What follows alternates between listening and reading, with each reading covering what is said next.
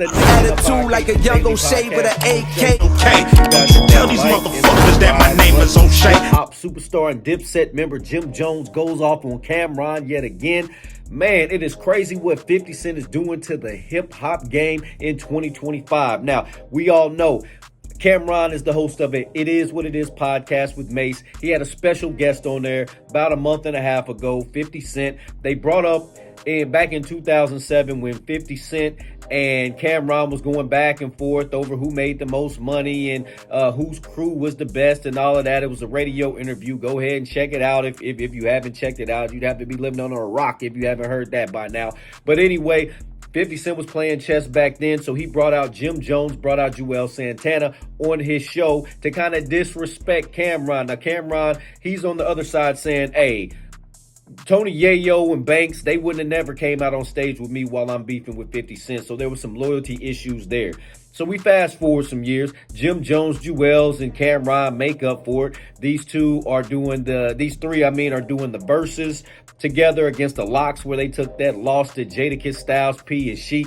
Hey, that was one of the best Verzuz. I like the energy. That was real cool. But they did take that L. But they was all out there together doing their thing. Well, crazy stuff goes on in hip-hop. You know what I'm saying? So allegedly, Cameron was working some behind-the-scenes deals on Jim Jones and the rest of them. He got them their bag, but then he was working on some behind-the-scenes deals doing his business thing. You know what I'm saying? So that came out. Then, not to mention that It Is What It Is podcast, they brought up that issue that happened 20 years ago nearly, and it started the issues between Jim Jones and Cameron all over again. It's crazy stuff. I think 50 Cent likes to just sit back on the throne and just play chess with these folks and just laugh at the ignorance that they got going on. Well, anyway, Jim Jones goes on the Breakfast Club and he's talking about how Cameron took a backdoor deal.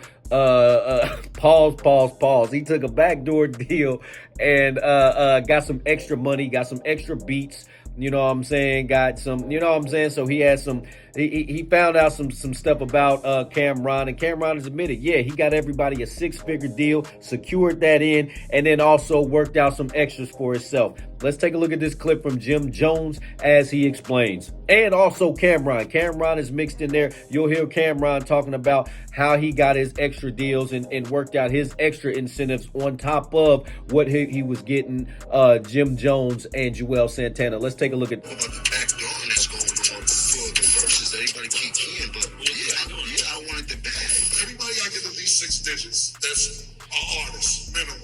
We got the bag, but boy still went back door. Like, yo, for me to do the verse, you gotta give me part of this business. It had nothing to do with us. I got everybody their money. I started polying my own shit. Like, I want the door money. I want stocks and Triller. I want beats from Timberland and Swiss for free. I want percentage of the views that's going to go on. And I got all that shit too. But you say that's me being a businessman. That's you being a sucker doing backdoor shit. I ain't no backdoor ass. You know, I stand on 10 toes and I break bread with my niggas. Period. That's always what I do. All my niggas be getting money together. I'm one of them type of dudes, bro. All about the backdoor that's going on for the hurt. All right, nation, there you have it. So you got Cameron talking his piece, Jim Jones talking his piece. So this is tough to say here. I might really be siding with Cameron on this part of it just because, hey, I got all of my guys, like Jim is saying, I hooked all my guys up. Everybody's got 6-figure deals. And then if I can, because I feel like I'm the bigger star, if I can come in behind the scenes, let me get another percent, like you said, a percentage of the door. Let me get a percentage of the ticket sales. Let me get some free beats from Swiss and Timberland. Let me get some stock in Triller. If I can do all of that and also get my boys paid, I just hit the jackpot and made a lick. Now, was Cameron supposed to be like, all right, well, I got all this extra and break bread with his guys?